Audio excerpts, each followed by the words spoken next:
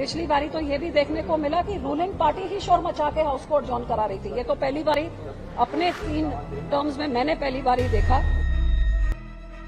और अब नई बात, अब चंडीगढ़ एडमिनिस्ट्रेशन ने हरियाणा को उधर एक नई विधानसभा बनाने के लिए जमीन दे दी।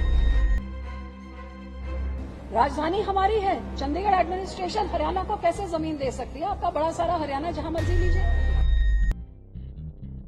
रूलिंग पार्टी और ऑपोजिशन के बीच में हम लोग जैसी छोटी पार्टीज के इंपॉर्टेंट मुद्दे सारे वॉश आउट हो जाते हैं, जो सेशन वॉश आउट होता है।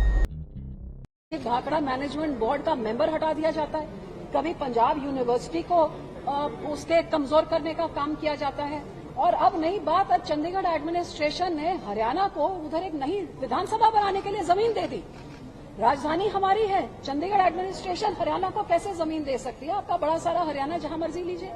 सो ये जो सेंट्रल गवर्नमेंट की तरफ से पंजाब के हकों को कमजोर किया जा रहा है, अकाली दल इसके खिलाफ डट के विरोध करती है और इसके खिलाफ लड़ेगी। और यही स्पीकर साहब को मैंने कहा कि ये जरूरी इश्यूज हमको उठाने बहुत जरूरी है।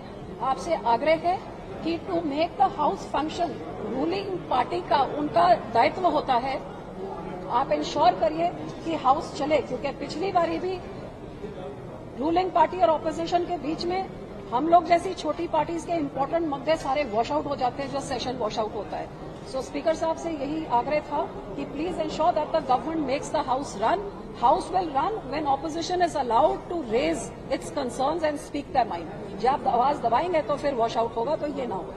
मैडम, ऐसा लगा कि कुछ ऐसा आकार लग रहे हैं दोनों पिछली बार की तरह? नहीं, मैं तो यही कह सकती हूँ कि हर बारी ये मीटिंग में ऐसे ही चर्चा होती है और अगले दिन से शोर शराबा में वॉश आउट होता है। पिछली बारी तो ये भी देखने को मिला कि रूलिंग पार्टी ही शोर मचा के हाउस को एडजॉर्न करा रही थी। ये तो पहली बारी अपने 3 टर्म्स में मैंने पहली बारी देखा कि रूलिंग पार्टी शोर मचा रही है और हाउस को एडजॉर्न करा रही है। सो मैं उम्मीद करती हूँ कि ऐसी चीजें ना हो, क्योंकि जैसे स्पीकर साहब ने कहा कि बहुत बुरा असर जाता है देश के नागरिकों के ऊपर जब ऐसा कुछ सदन के अंदर होता है। सो हम उम्मीद कर रहे थे कि इस बारी नए सदन इनॉग्रेट हुआ है, उसमें जाने का मौका मिलेगा, लेकिन हैरानी हुई कि अभी भी इनॉग्रेशन के बाद भी अभी पुराने में ही बैठना पड़ेगा। कोई रीजन दिया मैम आपको कि क्यों नए पुराने में ही बैठना है, नए में क्यों नहीं हो रहा है? आपने पूछा? कोई रीजन ऐसे ना ही कोई देते। इनॉग्रेट क्यों हुआ हमको तो ये भी नहीं पता लगा, और पुराने में क्यों बैठे ये भी नहीं। पर जहां भी बैठे चर्चा होनी सबसे जरूरी है, लोगों का पैसा बर्बाद ना हो, सदन चले, यही हम उम्मीद करते हैं।